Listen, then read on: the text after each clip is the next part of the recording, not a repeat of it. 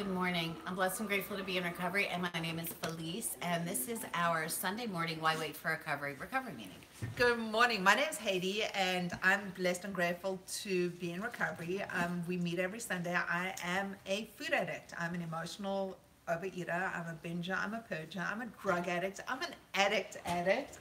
And we get together to discuss recovery solutions, and how to live and be productive and just enjoy life for the moment as an addict. Yeah, and thanks for saying that. So I'm a drug addict, alcoholic, anorexic, and what we do here actually is we talk about the solution. So we spend some time talking about what it is that's eating us, and then we talk about the solution. And this morning, we're going to talk about hope. So we decided to go through the spiritual principles, and our first spiritual principle was honesty, which we did last week.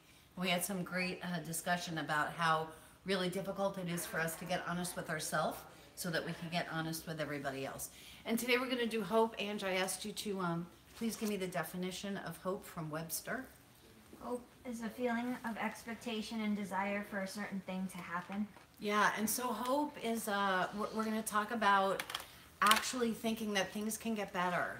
That when we're sick and suffering, that when we're waking up every day and promising ourselves that we're not going to do the things that we do, that we're not going to binge or purge or eat 200 milligrams of oxycodone to open up our eyes, that there's actually a chance that we don't have to do that today, and we don't have to go to bed guilty and wake up ashamed and basically hate ourselves in our lives because of the things that we're doing that we are powerless over. And so we know that we're powerless over our addiction. We're not powerless over our action, but we're powerless over our addiction, meaning that we're always going to be addicts.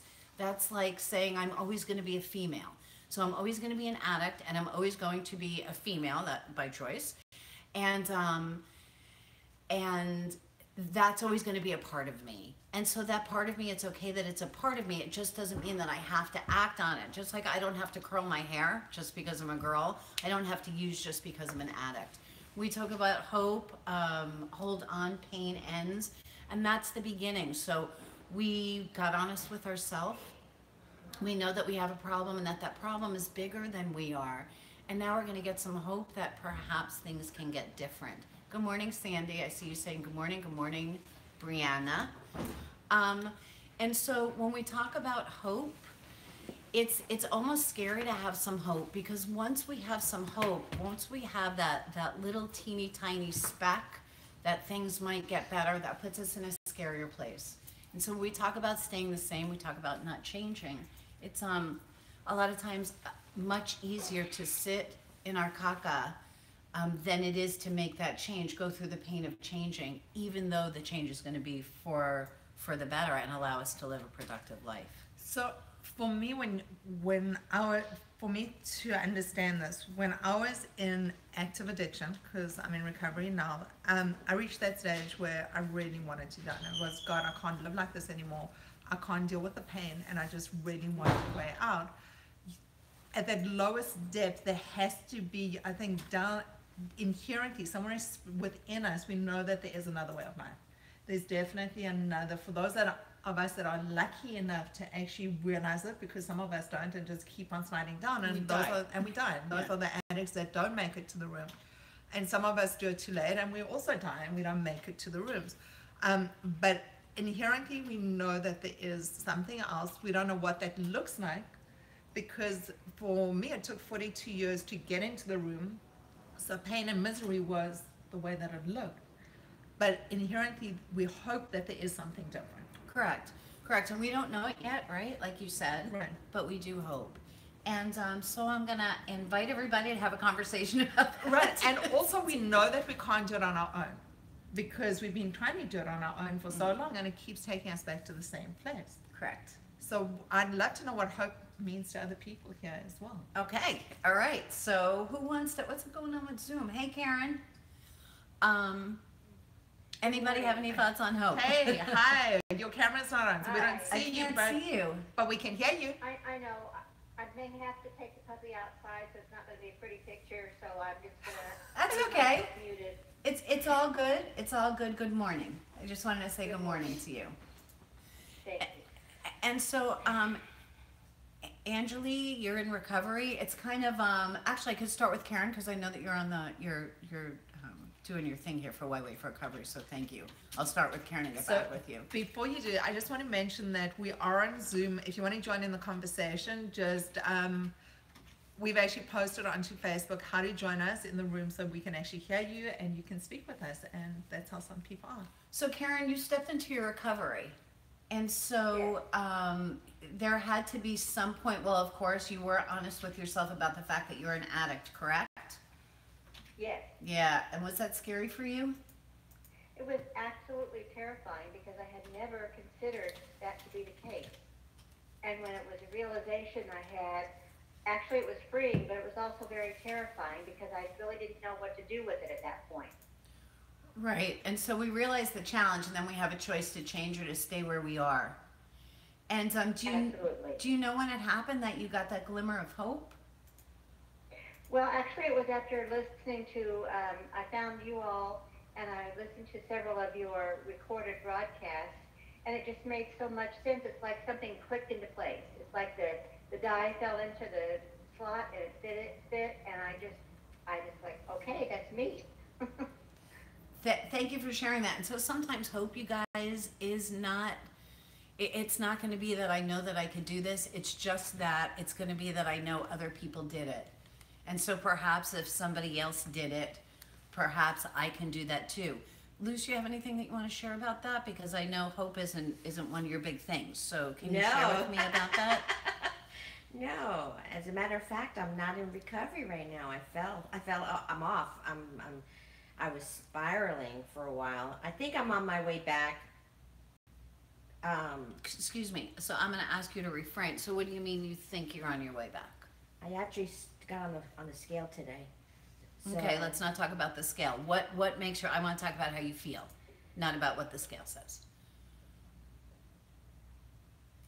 So here's the thing, you guys. Thinking that you're on your way back for me is like trying. So if it's in your head, it don't mean shit. Doesn't. No.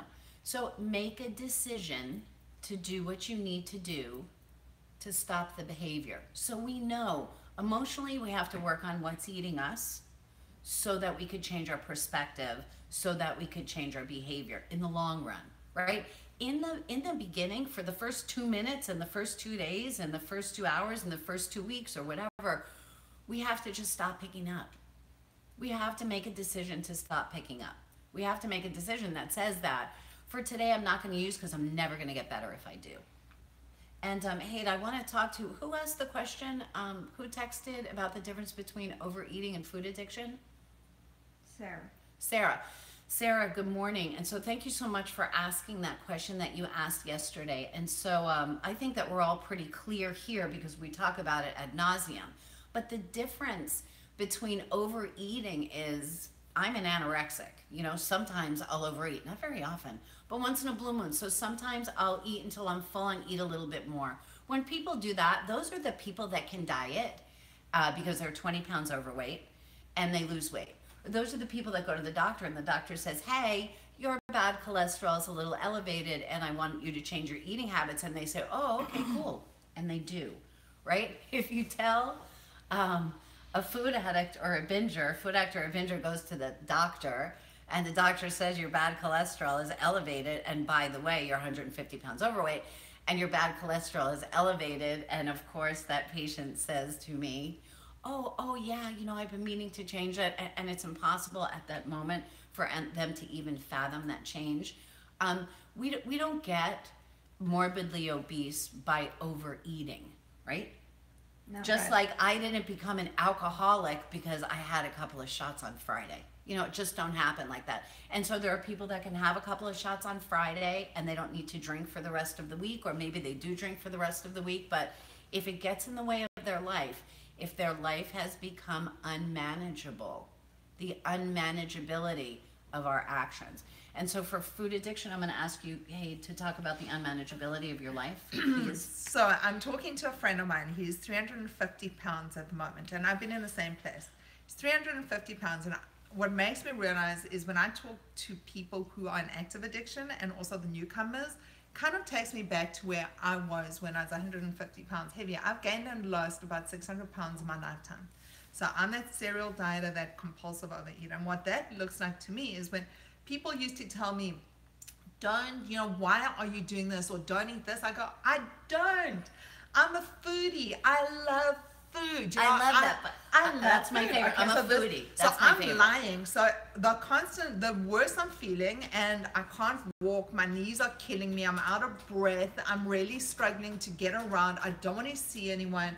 There's nothing in my closet that I can wear that isn't black, okay? And not only is it not only black, but there's probably 5 things that fit me comfortably, that aren't too tight, that I can actually squeeze myself into. As I call myself, the snossage, because I just squeeze stuff up. And I was just so miserable, in so much pain. But when people were talking about it, I'd done every diet. I knew what it looked like to eat properly, and what I should be eating, what I shouldn't be eating. And there were days when I would, and then all of a sudden I would be dieting and fall off the wagon, and then I'd start beating myself up. Why did you have to pick that up? You promised today you weren't going to eat cheesecake or whatever it looked like. And by the end of the day, at 11 o'clock at night, I'd wait for everyone to go to bed, and then I'd start sneaking the food, and I'd tell myself how I was starving and how I didn't really eat properly the whole day. And I'd do this whole cycle of lies.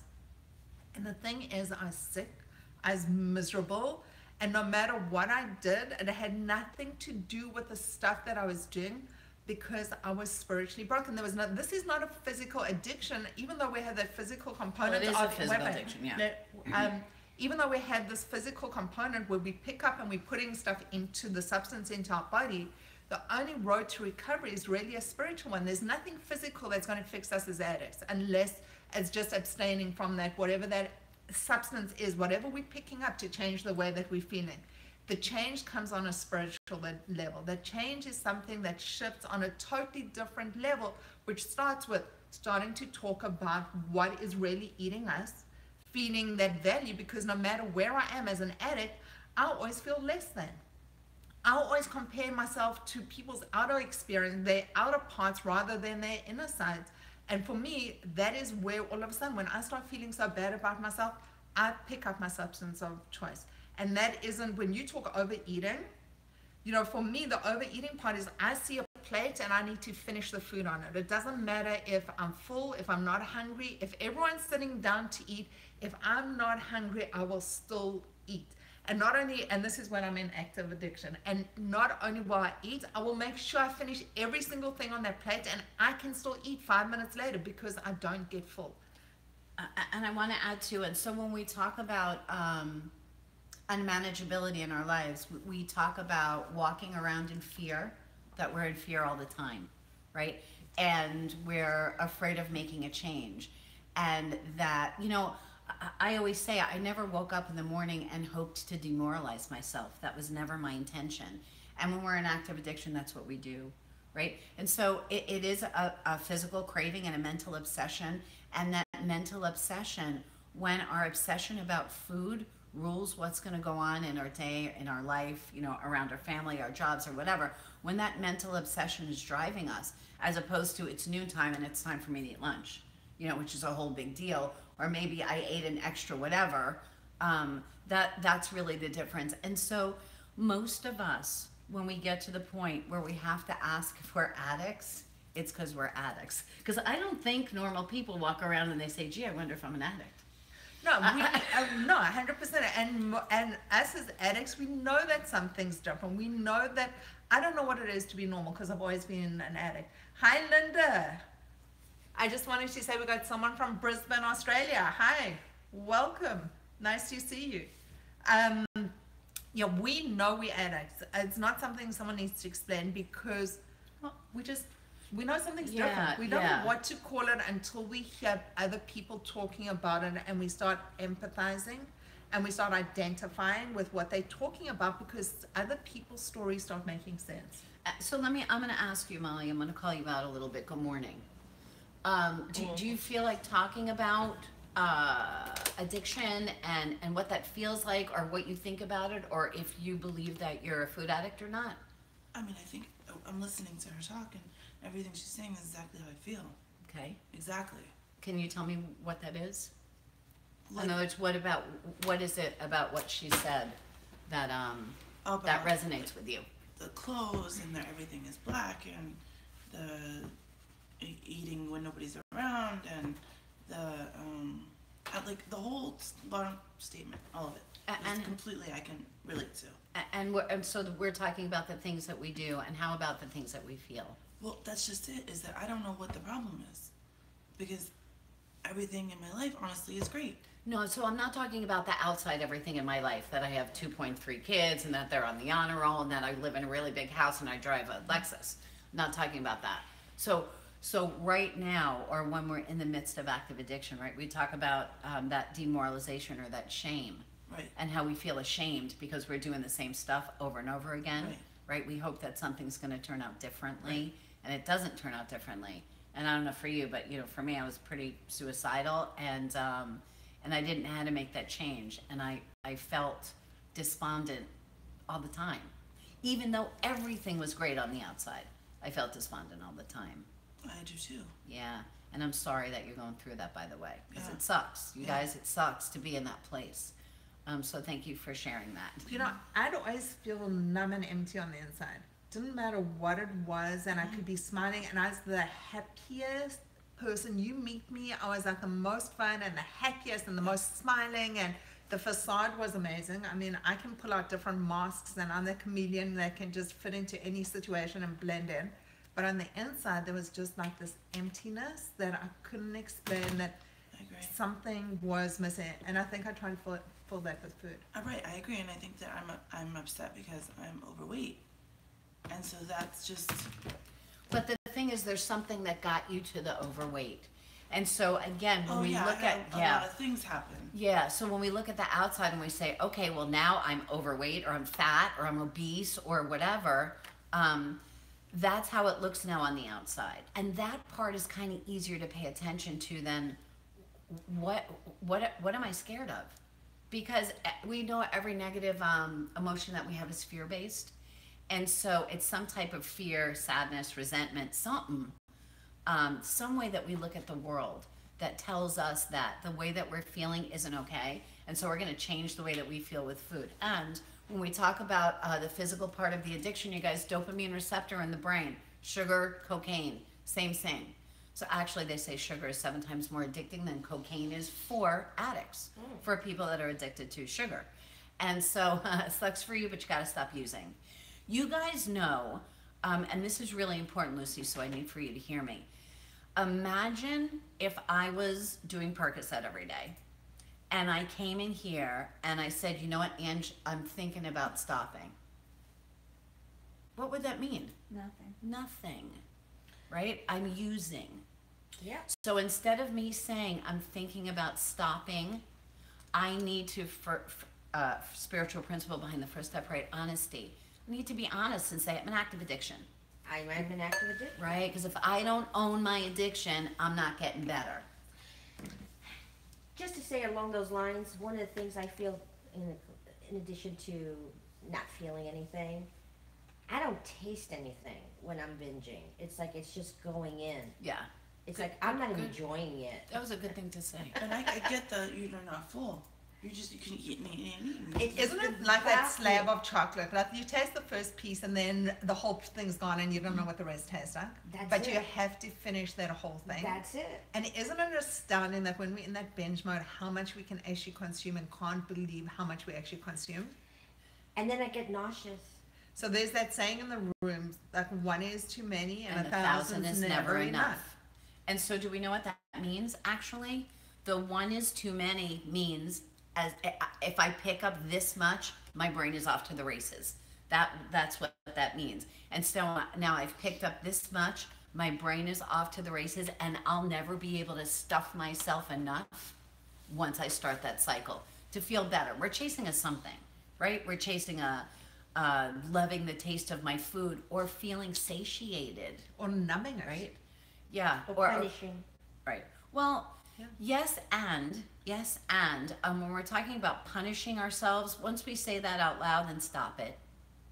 You're punishing yourself? Okay, stop it. And find out what fear is driving that. Because it's the fear that you need to deal with. It's almost easier to say, and we talked about this before, oh, I'm someone that self-sabotages, or I'm punishing myself. That was a thing in the 80s and the 90s, that we did a lot in therapy. And, the new modalities really of therapy, psychology is more of positive psychology, which is what we go on here. And so let's find out what the challenge is and fix it and stop self-sabotaging. Stop hurt. You want to hurt yourself? Pick up the phone, call somebody and tell them. So there are there are tools, even right at the beginning when you feel like it's impossible, and when we talk about hope, right at the beginning, as an intelligent thinking person, there are things that you can start to do. Just start to do. Just take that first step, right? Right? I'm going to ask again because I'm not sure, and maybe you are. Are you doing your gratitude list every night? I forgot mine yesterday, you guys. I have to put mine up this morning. I did it last night. And did you do it the night before and the night before? Why?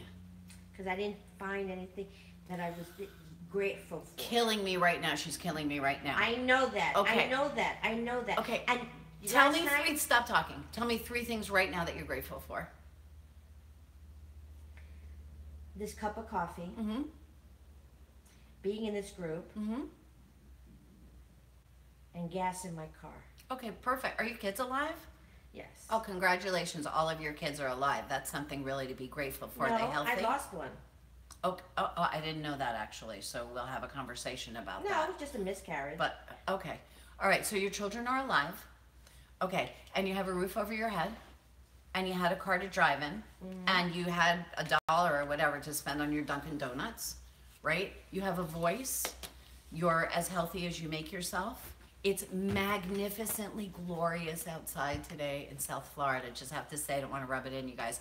It's magnificent outside, right? Whatever it is that you choose to do today, you're going to do, right? If I had a list 100 things in the next 150 seconds that I'm grateful for, it would be the easiest thing on the planet to do. Start looking at what you're grateful for. I don't ever want to hear anybody say, I can't think of 3 things that I'm grateful for today. I couldn't put down last night what my strength was. Last night I felt like I didn't have any Your strength could have been that you did your friggin' gratitude list. Okay. That You're you got out of bed in the morning. Thank you. That you made a decision to go to the meeting tomorrow. That you didn't, whatever. I mean, it could be any little thing. Our strength is just an accomplishment. The reason why we do that, Ange, why do we do our gratitude list? Because it changes our perspective. Thank you. And so recovery is all about changing our perspective. Remember, it ain't about food and it's not about the drugs and it's about the way that we feel, the way that we look at the world, changing that perspective so that we can change our actions. Not changing our active so we can change our actions, which is what we all think, right? We all think we're going to get skinny, we're going to lose weight, we're going to get skinny, we're going to be happy. How'd that work out for you? Not so good, actually. Yeah, got the skinny, had to work on the happy. Yeah, I just want to also mention something, if you don't mind for a Of second. course. People on Zoom, you automatically muted. So there's someone online that I cannot pronounce your first name, and your last name's Thompson. And you're joining us from Australia. Do you want to just check in and say hi? We'd love you part of the conversation. I know there's a slight delay, but just press unmute on your screen and say hi. Good morning. And tell us how to say your name, because it's very unusual. We can't hear We you. can't hear you. You're on mute. So once you get that worked out, Ahmed, unmute her. We can unmute her from here, I think. yeah, once you get that worked out, just, she is unmuted from outside. Just jump into the conversation and hop in, okay? Perfect. And then we also have quite a few other people that are joining us that we see constantly on Facebook. We have Jessica, Debbie, Tracy, Amy, Elsa, and Holly, and all our other friends. Hi! Much better. Perfect. And then we also have quite a few other people that are joining us that we That's some delay. That is hello, Jeanette. We know you down under. Hi, my name is Willie Tila. Hi. Willie Phillip, very nice name. Beautiful name. Good morning. Why are you joining us this morning? We're so happy to have you here. So I can't hear you. So can we maybe shut that feedback down so that she can hear us? Can you hear me now? Yes, I can. Okay, perfect. It's so great that you joined us this morning. Can you tell us why? Yeah, I've seen your Zooms come up through my Facebook, and I'm going through a weight loss journey myself. And I just wanted to see what I can get from the talks that you do. And just from what I'm hearing now, things talking about how you guys are talking about, yes, I can hear you. Can you make that go away? That's hers. That's No? on her end.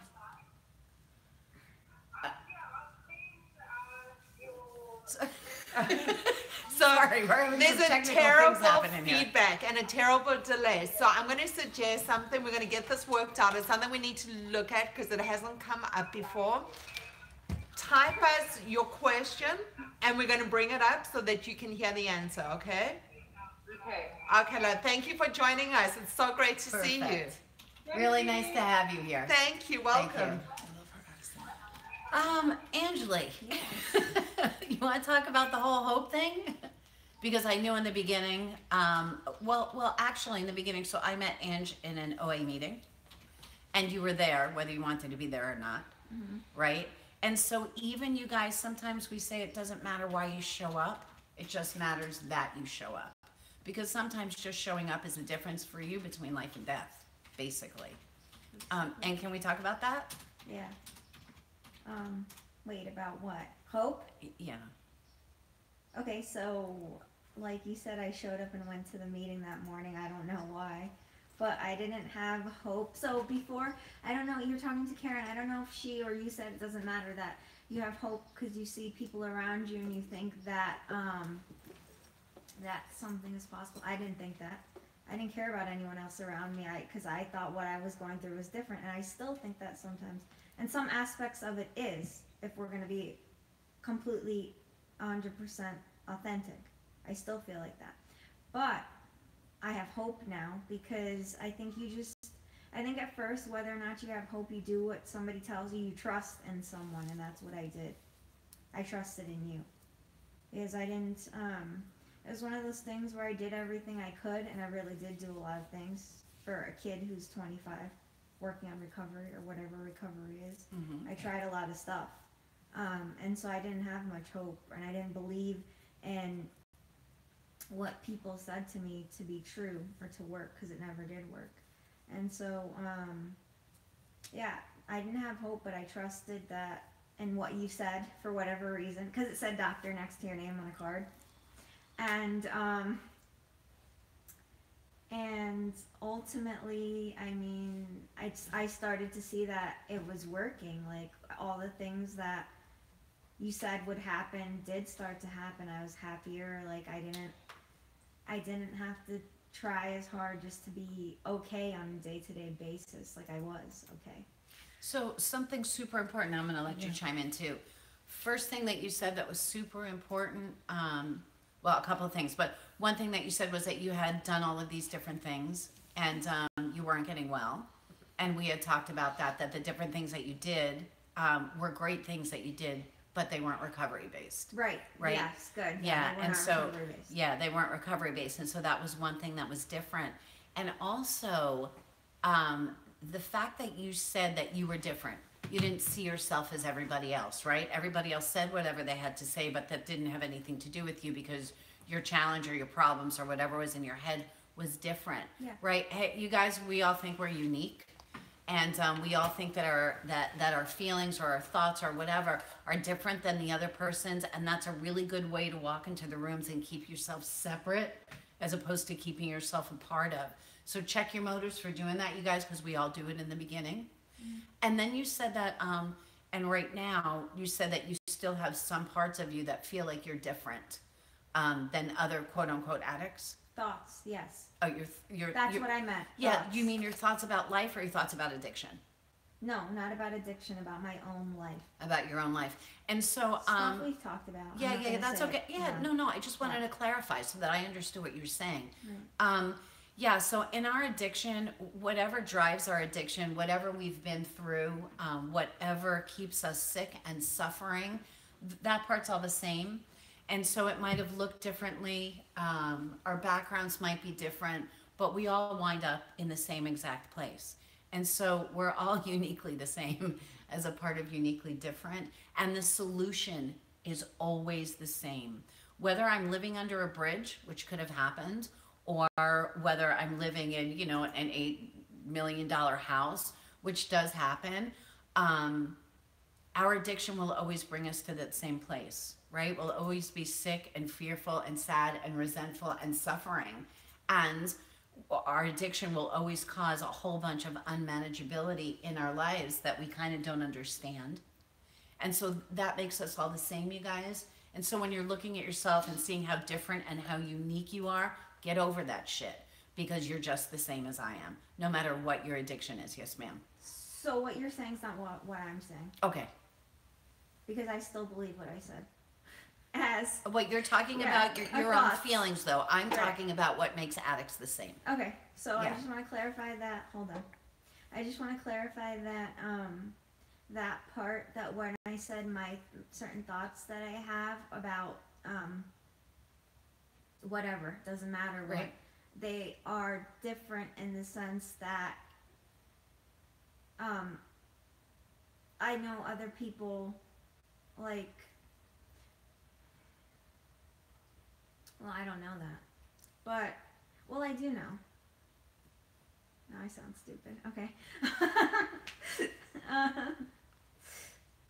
They're different. I know they're different, and certain parts of me are different in that sense, and I know that through being in therapy. And I'm not saying that I'm different from everyone else in the same sense that you are. I'm just saying that shaped the way that I looked at myself, and ultimately the way I work in my recovery. Okay, and so that's everybody, right? Because we've all had different experiences. Okay. So no matter what. So, you know, are you different than, are there other people that have been through what you've been through? Yes. Whatever it is that you've been through, or she's been through, or I've been through, my point was that it all brought us to right here. So No matter what had happened, we still wound up as addicts. Right. So I have to whatever jump my different is, everyone has their own different. Correct. Think is different. Correct. Right. Okay. That was. Yeah, that was my point. So to your point as well, we come in, we have different experiences that bring us to the same point, but in the rooms we get to identify with each other because we have certain commonalities that resonate with all of us as addicts. And you know, the interesting thing is, when you're talking, it takes me right back to when we first met you, and you said one of the reasons you also took Felisa's card was because she was thin. She gave you the card and she was thin. And that was one of the things that brought me into the room, because I wanted to look better rather than, I didn't understand the feeling better part of it, because I didn't understand what that looked like. I just knew that I wanted to, for me it was all on the outside, and this has got nothing to do with you, but I absolutely identified with it when you said that, because for me it was all about looking good, even though I was feeling shit on the inside.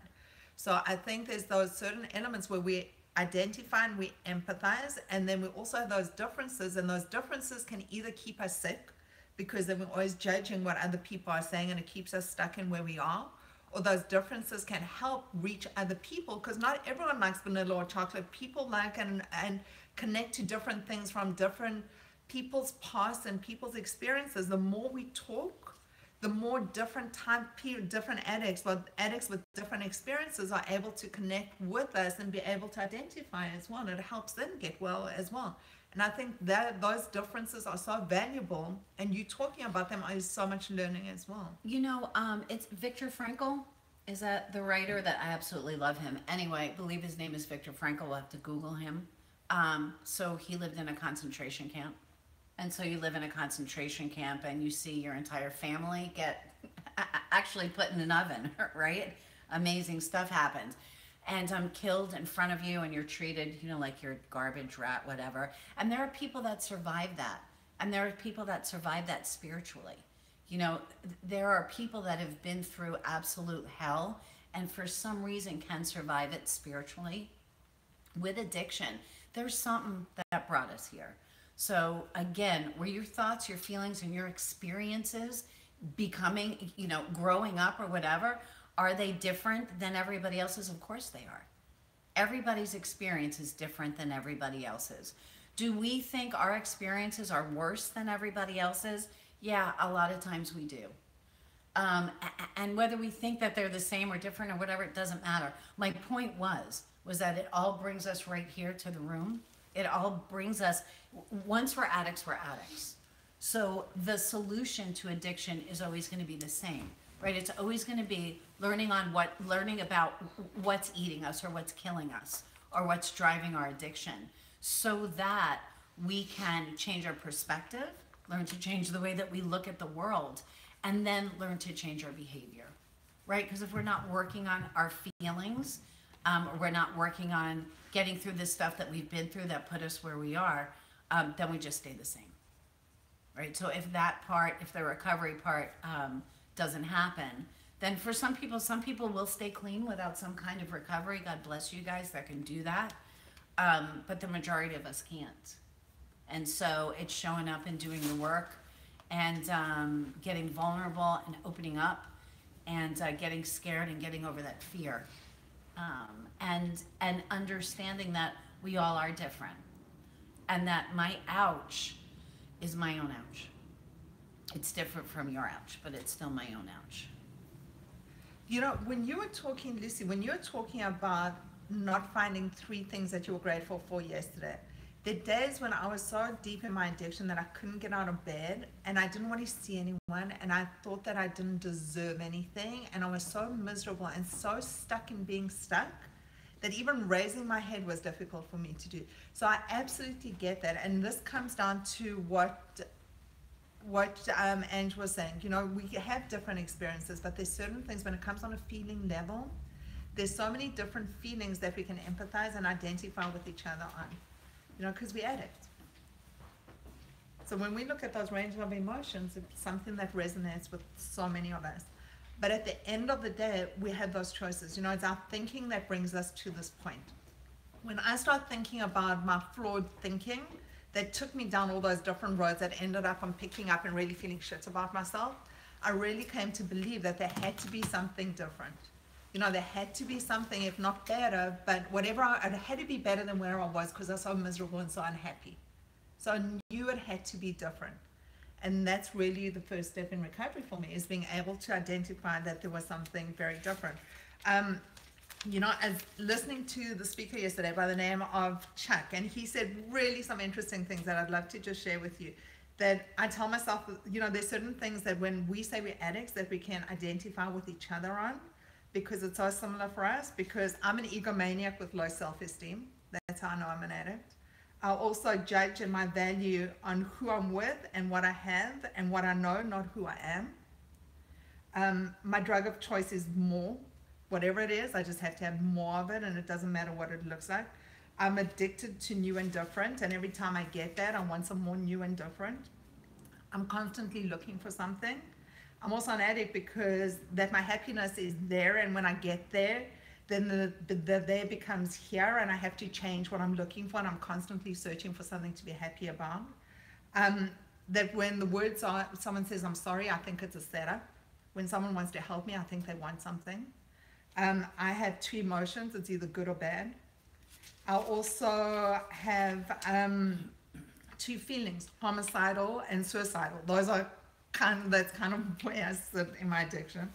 And my favorite days of the week are yesterday and tomorrow, because I really have a hard time staying in today. So being present in where I am. And the only thing as an addict that I really can commit to is someday. And those are things that I heard him say that I absolutely could identify with. Yeah, and so Luce, that and so it would be, he said a lot of great things. So to pick one to talk about would be Right. kind of cool. And for you, I think that someday is always part of where you're at. You know, they say every time we pick up on a lie, right? and that picking up on a lie is, it'll be okay. It's just one. I'll start again on Monday. It won't really matter. Who cares anyway? I'm already doing it. I might as well continue. Poor me, you know, I deserve this, right?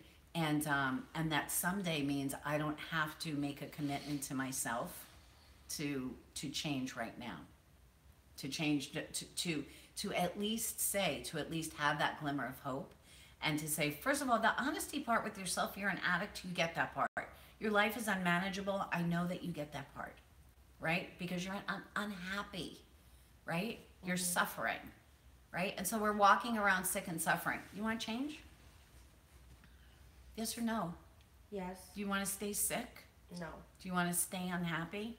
No. Then change. Then do whatever it is that it takes to change. You're kind of like, I'm going to put it as something that you'll understand. I'm going to go take a test. What kind of test did you take? Some travel agency test, right?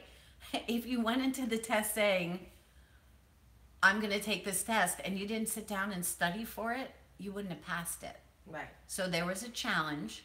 There was work that you needed to do so that you could wind up somewhere else, right? Right. And you didn't say, I'm going to think about studying and I'm going to study on Monday, and it doesn't matter if I don't study today and the test is on Tuesday, so maybe I'll study on Wednesday, right? You didn't do that. There was a challenge. There was stuff to do to step into the solution. Make a decision to step into the solution. Make a decision to take that teeny tiny, we talk about this all the time, you guys. You want to stay sick, stay sick. You don't want to do your gratitude list, stay sick. You don't want to change your perspective, raise your hand, take the fell and say, today I choose to be sick. Because it's a choice you're making. When you won't make that first step to say, I'm beaten up and I'm broken and I'm ready to change. Because it has to start with us cleaning up that dopamine receptor. So I have to ask you a question, because Christine asked me and is asking us this question, and it's really a great question. She said that she gets such anxiety with her addiction that when she can't do things 100% at work, she doesn't go to work. She took the last week off work because she couldn't do things 100% properly. Okay, and so the thing is that we need to look at is that, and thank you so much for sharing that, by the way, is that when we talk about anxiety, about our addiction, what we're going to look at is just that we're anxious. Because it doesn't matter what the anxiety is because of. And a lot of time, so, and I always say this, once I'm in active addiction, all of my fears, my anxiety, my resentments, my walking around scared all the time, now gets to focus on me being in active addiction. So I don't have to look at myself at all anymore. Now I just have to focus on, I'm an addict and I'm using, I'm an addict and I'm using, I'm an addict and I'm using, and I need to use and I need to use, and I'm an addict and I feel horrible because I'm an addict, as opposed to what's making me do what I'm doing. Why am I doing the things that I'm doing? And so when we step into recovery, what we're going to find is that there are reasons for the anxiety, not just about the anxiety because you're using, because when we take away the using, you're still going to have the anxiety, right? And so it's almost convenient for us addicts to be in active addiction at times because we don't have to take a look at ourselves, because then we're only looking at what we're doing.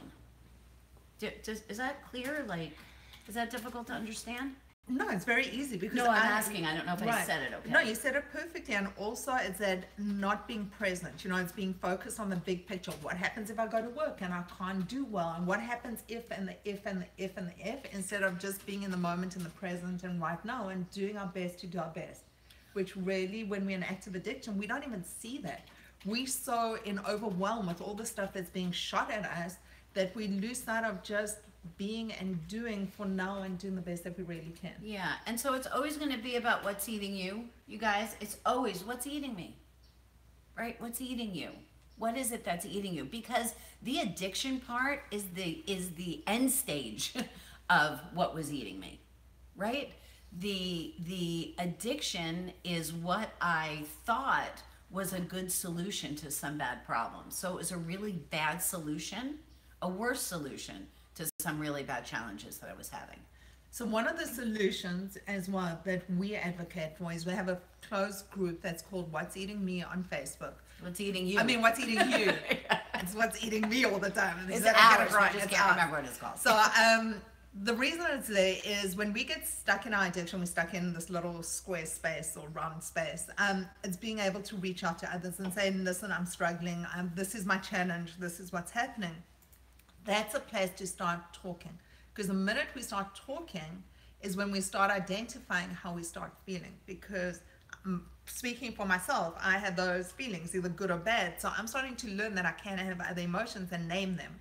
And then when I can say, listen, I'm actually feeling scared, frustrated, whatever it is, being in that group and being able to talk to people, pick up the phone, it's so important that we start getting outside our head, because we've got sick thinking. We've been thinking in a sick way for so long. That's why we feel so bad. Yeah. But how about if you don't know how you're feeling? You start talking and it starts coming to you, and you start doing the work, and you do the workshops, and we start doing the program, and we start learning. And you make a decision to change, no matter what that change is going to look like. You don't know how you're feeling. I'm going to tell you how you're feeling. You're pissed off. You're angry. You stay living in your past. You stay angry about your past, right? Because it's what's brought you to the present. And those are things that need to be worked through. Right this minute, if you're still living in yesterday, you got no reason to live in today. And also who you surround yourself with starts becoming really important. When I was in active addiction, all my friends were food addicts. Everyone around me was either a drug addict or a food addict. They were in active addiction, so I could justify my picking up and using. All of a sudden, when I started stepping into recovery and started associating with people who are in recovery and working my program and learning from them and listening to them, is when I also started getting healthier. So it takes that commitment to myself to say, listen, I don't want to be that 70-year-old that needs to rely on my kids. If I make it to 70, because there was a stage of the track that I was going on, I didn't know how far I'd make it. I don't want someone helping me getting out of bed, and I don't want someone wiping my butt because I can't. There's a certain quality of life that I'm setting myself up for if I keep on the track that I'm going, that's going to show up in a really unhealthy, unpleasant way for me and be a burden for the people around me, as well as a burden to myself. So it becomes saying, listen, something needs to change, and it's not going to change because I'll wish it what does. It's going to change because I'm going to start taking action. I'm going to tell you too that what you're talking about, when I was using, I was in so much denial. When you talk about, I don't want somebody to have to change, have to wipe my butt because I can't, or I never thought about that. I never ever gave it, I'm never going to be able to get a liver transplant, right? I'm going to die in this bed. I'm going to, whatever. I could never get to that point because I could never get through the suffering. So for me, a lot of it for me, I'm going to tell you guys, was when I was in active addiction was, I hope I don't wake up today. I hope I don't wake up today. I hope I don't wake up today. I hope I don't wake up today. So I actually never got to that point where I was afraid of what my drug addiction or alcoholism or anorexia, what that was going to do to me, because I really wished that I was dead. So I know that that's what you're talking about, is once we decide to make that little bit of a change so that we could look at the reality of what's happening, right? Before we're looking at the reality of what's happening, we got to stop using, and we have to take that one teeny tiny step so that our brain can clear up, so that when you're talking about me being sick in the future, you're talking about some rational thoughts. Right. Well, for me, it became a rational thought because my colon exploded. I'm sitting with septicemia. I've got tubes going down me and I nearly died. So my addiction took me to the place where I had to face a certain reality of not being able to get out of bed. And I had to depend on other people. And I got 4 hernias and I had to deal with real physical stuff. So for me, it was in a different, this is the beauty, is people show up for different reasons and they have different experiences. But at the end of the day, it became that point where our lives were so unmanageable that we go, it didn't kill me. I have to tell this story. So I was in the middle of my alcoholism. This was probably 12 years ago, 13 years ago. And I was in intensive care because I OD'd on alcohol. I don't know if I was drugging at the time. I can't remember. I OD'd on alcohol. So I'm in intensive care. I can't walk. So I can't get myself up to pee by myself. And I'm in intensive care, peeing in a bedpan. I can't move. I can hardly speak. I called the person that I was with and I'm like, you need to bring me some tequila. And he brought me, I love the face. He brought me tequila, you guys. I was in ICU for an alcohol OD in the hospital and I drank. That's addiction at its finest. Yay me. So when you talk about knowing that I was in intensive care, like something should have happened and said, oh, maybe you have a little problem. Maybe. And I love you guys who are food addicts, because when I tell these stories, you guys all shake your head like, oh, that's so hard. Who would ever do something like that? You guys are all doing it. You're all doing it. Yeah. Just because mine was alcohol. Oh, mine could have been a pastrami sandwich. Exactly. No, exactly. So just because mine's alcohol and I was drinking in ICU and I should have died. You know, they told my family that night that they had, you know, because I'm kind of little, and that my alcohol level was so high that they weren't sure if I was going to wake up. And I actually woke up with a brain. Like, I still have my brain. Thank you, universe. But yeah, so that's what I did. You guys are doing the same thing. The fact that I'm an alcoholic and a drug addict don't make me any better or any worse than the rest of you guys. Just makes me an addict. It just makes my experience when I'm in active addiction the same as everybody else's experience in active addiction. For me, I was in treatment for a long time, and it helped me get a whole lot of honest, because I didn't have a choice. You know, my bottom was a really, really, really low bottom, fortunately. So I learned a whole lot about recovery. But I'm not different than you, Lucy. And I know that you look at us differently. And Molly, I saw on your face when I was telling that story, and you're like this, and I love that. What happened after you drink the alcohol? I don't remember. You ended the story. I don't remember. I mean, I was in ICU for a while, and then I went home. It's like, I don't remember what happened in between. Wow. That's a great thing about alcohol, right? As you're killing yourself, Yeah. you get to forget what you're doing to kill yourself. It's- Blackout points. yeah, it's awesome. God bless me. God has blessed me, actually. Obviously. Obviously. So we kind of running out of time, but I just want to address one last question. Cindy asked, is it normal to be anxious and nervous? Yeah. And then has anyone else got anything they want to say before we start going through some of the steps that help us? Just in our real recovery? quickly, because I wanna, Cindy, thank you for sharing that. And you know, I goof about that a little bit. You know, is it normal to be anxious and nervous? Or is it normal to be, I don't know what that means. Are we anxious and nervous? Yeah. We're anxious and nervous when we're using, and we're anxious and nervous when we stop using. And so we learn about what's making us anxious and nervous so that we don't have to pick up. And so we change our perspective. We find out what's going on. We get to look at the world differently.